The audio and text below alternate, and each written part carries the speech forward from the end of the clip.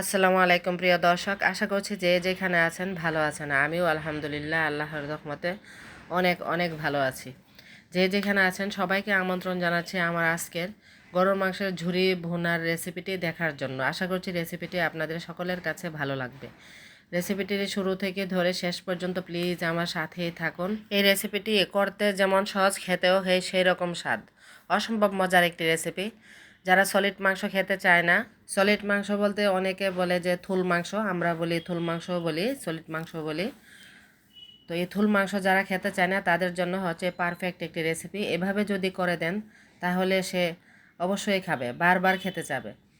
এই যে দেখতেই পাচ্ছেন আমি চুলায় একটি প্যান বসিয়ে দিয়েছি, মানে রেসিপিটি শুরু করেছি। বিসমিল্লাহির রহমানির রহিম। এই যে প্রথমে আমি এখানে 200 গ্রামের মতো সলিড মাংস দিয়েছি, পরিমাণ মতো লবণ দিয়েছি, আর দিয়েছি হাফ চা চামচ আদা বাটা, 3টা রসুনের কোয়া, সামান্য একটু পেঁয়াজ, আর দিয়েছি সামান্য একটু হলুদ আর গরম মশলার গুঁড়া দিয়ে 1 কাপ পানি দিয়ে তারপর আমি এটাকে চুলায় বসিয়ে দিয়েছি। সিদ্ধ হওয়া পর্যন্ত অপেক্ষা করব। 20 মিনিট পর এই যে দেখুন চলে আসলাম। চুলার আঁচটাকে আমি লো করে রেখেছিলাম বলক আসার পরে। এই যে মাংসগুলো একদম মানে কষে অল্প হয়ে গেছে। এখন আবারও ঢেকে দিব আরও 10 মিনিটের জন্য।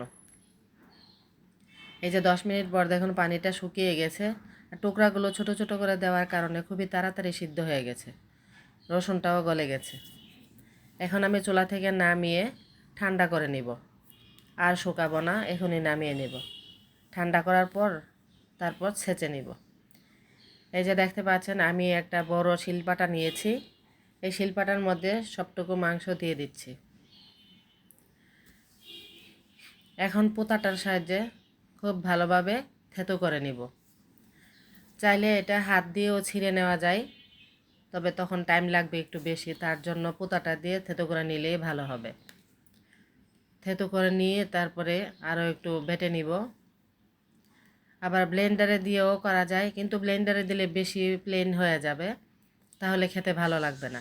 এভাবে শিলপাটায় থেতো করে নিলেই ওই মাংসের যে রোয়াগুলি আছে সেটা আলাদা আলাদা থাকবে, খাওয়ার সময় খুবই ভালো লাগে দাঁতের নিচে পড়লে।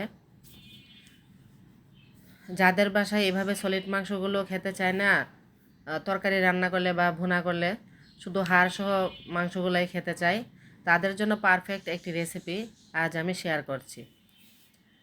আমার রেসিপিটির কোনো অংশ যদি আপনাদের কাছে ভালো লেগে থাকে তাহলে প্লিজ সেই অংশটির জন্য হলেও আমার চ্যানেলটিকে সাবস্ক্রাইব করে আমার পাশেই থেকে যাবেন।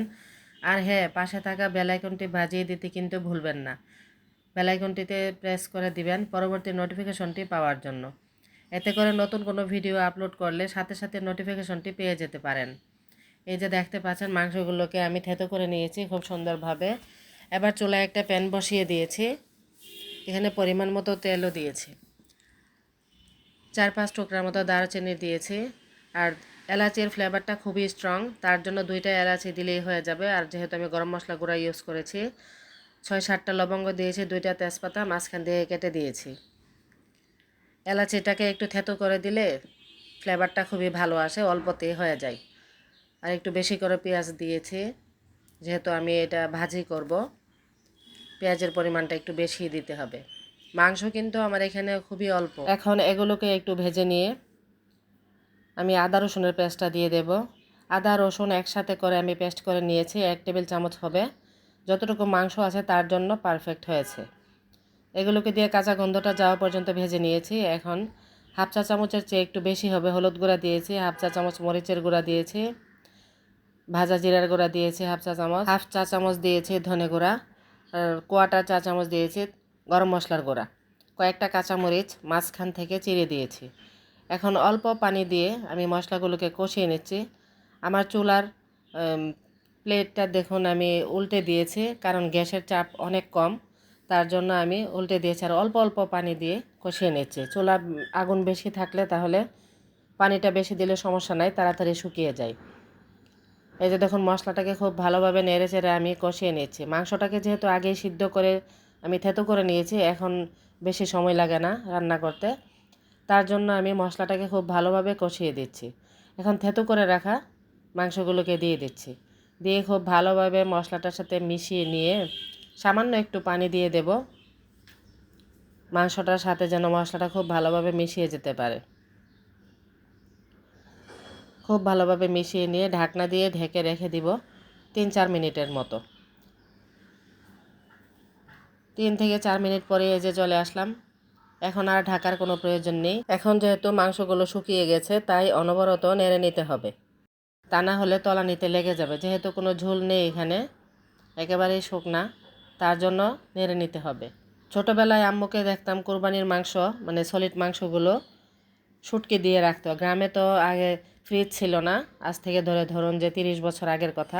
এত এত মাংস কিভাবে সংরক্ষণ করবে? তাই মানুষ সলিড মাংসগুলোকে শুটকি দিয়ে সংরক্ষণ করে রাখতো। আর আম্মুকে দেখতাম যে মাংসগুলোকে পানিতে ভিজিয়ে নরম করে তারপরে সব ধরনের মশলা দিয়ে সিদ্ধ করে নিত। এগুলো আমরা খুব মজা করে খেতাম। তো যাই হোক, এই যে দেখতে পাচ্ছেন এখন আমি ভাজা জিরার গুঁড়া দিয়েছি কথা বলতে বলতে। এই যে আমার ভুনাটাও হয়ে গেছে। এবার কিছুক্ষণের মধ্যে আমি চুলা থেকে নামিয়ে নেব। যাদের বাসায় সলিড মাংসগুলো খেতে চায় না, সবাইকে বলবো যে এইভাবে মাংস ভুনা করে দিবেন, মানে ভাজি করে দিবেন, তাহলে খুবই মজা মজা করে খাবে। আর এই মাংস ভাজিটা রুটি, পরোটা, নান যে কোনো কিছুর সাথে খুবই টেস্ট হয়। সাদা ভাত, পোলাও যাই বলেন, খুব মজা মজা করে পরিবারের সবাই খাবে। আমার বাচ্চারা এবং আমি তো অনেক পছন্দ করি এই মাংস ভুনাটা। এই যে কাছে থেকে দেখিয়ে দিচ্ছি, দেখুন কালারটা কেমন হয়েছে। আমার এই মাংস ভাজিটা যদি আপনাদের কাছে ভালো লেগে থাকে তাহলে প্লিজ বেশি বেশি করে লাইক ও শেয়ার দিয়ে ফ্রেন্ডস ও রিলেটিভদের দেখার সুযোগ করে দিবেন। আপনাদের সকলের লাইক, কমেন্ট ও শেয়ার আমাকে নতুন নতুন ভিডিও তৈরি করতে অনেক অনেক উৎসাহ দেয়। এখন আমি উপর দিয়ে কিছুটা পেঁয়াজ বেরেস্তা দিয়ে দিচ্ছি। দেখতে খুব সুন্দর লাগছে, কিন্তু খেতেও কিন্তু হয়েছিল অসাধারণ স্বাদের। দোয়া করি সবাই ভালো থাকুন, সুস্থ থাকুন। আবার কথা হবে পরবর্তীতে অন্য কোনো নতুন ভিডিওতে। সেই কামনা করে আজকের মতো এখানেই বিদায় নিচ্ছি। আল্লাহ হাফেজ।